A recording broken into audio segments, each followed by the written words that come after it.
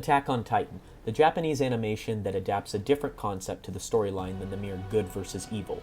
From the altered concepts that are introduced to the fanbase to the parallels that are portrayed within the show, this anime is not your normal good-willed adventure that glorifies the protagonist and shuns the antagonist, but rather pushes the ideas of accountability and credibility, that one's actions are not actually good or evil, but justified by their backgrounds and morals.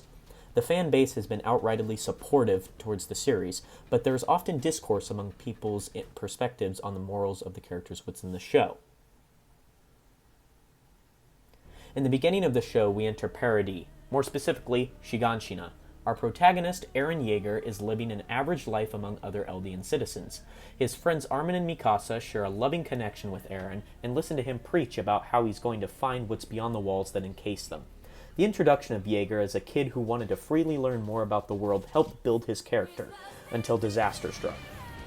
In the most frightening fashion, Eren would then watch as Titans would begin to swarm the city, one eating his mother in the process. The fans would feel for Eren as his life crumbled before him. As Eren vowed to kill every last Titan, us fans rallied behind him, not knowing the origin of the tarantuous beasts. This caused the fanbase to unite around Eren's ferocious ideologies, appealing to his credibility as a character, since they know of his unfortunate circumstances. Throughout the next few seasons, we learn that the real enemy of the Eldians is actually other people who have special Titan powers, who are posing as trusted soldiers.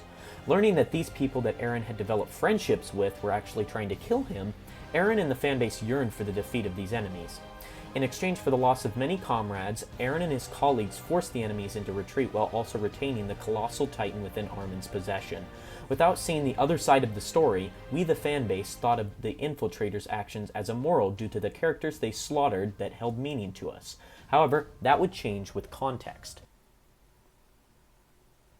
Now we enter Marley, the native homeland of Gabi Braun and her friend Falco Grice. They are branded warrior candidates who will end up inheriting the power of the Titans if successful in their training against other candidates. Like Eren and his friends, they were living what they considered to be a normal life, but instead hold a great responsibility if chosen to inherit the Titan powers, which reduces the user's lifespan to 13 years until they pass it on or die from them. The fanbase was concussed by the sudden change in perspective.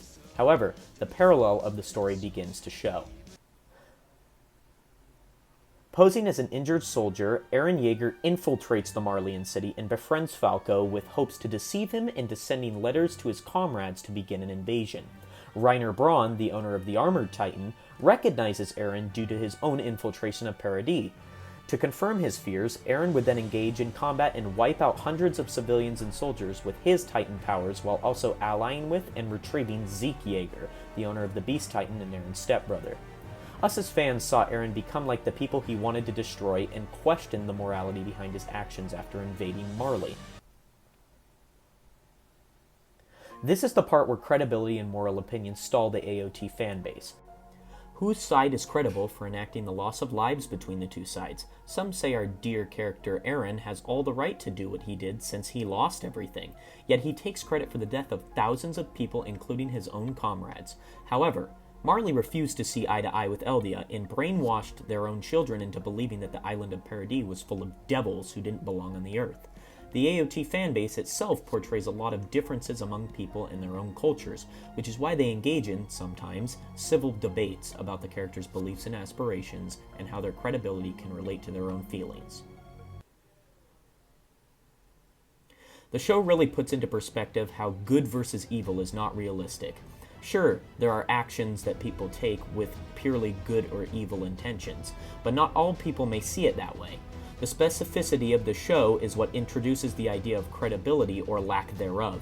The fanbase struggles to put the blame of the premise of the story on one side or group of characters, which really helps them recognize the fantastic works of Hajime Isayama and the animation studios WIT and MAPPA. Although I discussed the separation the series can bring amongst the fanbase, it actually helped bring more people together to cherish its uniqueness from other shows, making it one of the top viewed animes around the world.